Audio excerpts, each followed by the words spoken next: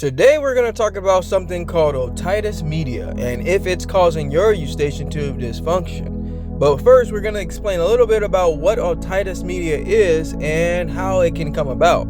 Acute otitis media, also known as ear infection, is basically an infection of the middle ear, the air-filled space behind the eardrum that contains tiny vibrating bones of the ear. Children are more likely to get this than adults, but lately we have noticed there is a lot of cases and they're increasing. Ear infections often occur when there is bacteria or a virus in the middle ear. The infection often results from illness, cold, flu, or allergy that causes congestion, swelling of the nasal passages, throat, and eustachian tubes. Swollen eustachian tubes often become blocked, causing fluid to build up in the middle ear.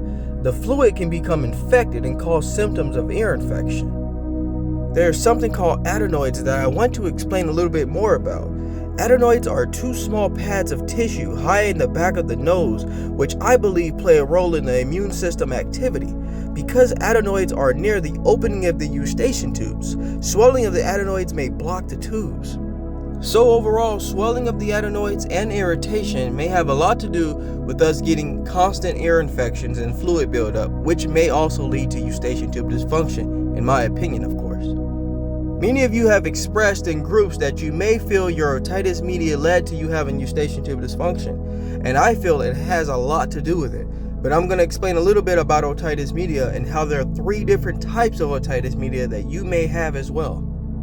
The first is otitis media with effusion. Effusion also meaning fluid buildup in the middle ear without bacteria or viral infection. This may occur because the fluid buildup persists after an ear infection has gotten better. It may also occur because of some dysfunction or non-infectious blockage of the eustachian tubes.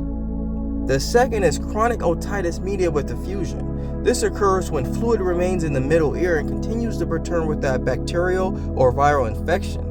A lot of you have expressed that this may be the case that you are going through, and I wanted to bring this to your attention. Although this is more common with children, adults have been seeing a spike with this condition. And last but not least, chronic suppurative otitis media is an ear infection that doesn't go away with the usual treatments.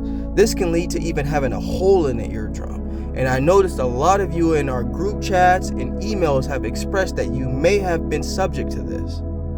So overall, folks, otitis media can definitely be the culprit to why you have eustachian tube dysfunction or tinnitus or both. Because of the start of getting these particular diagnoses, now you're dealing with the after effects of trying to get rid of it.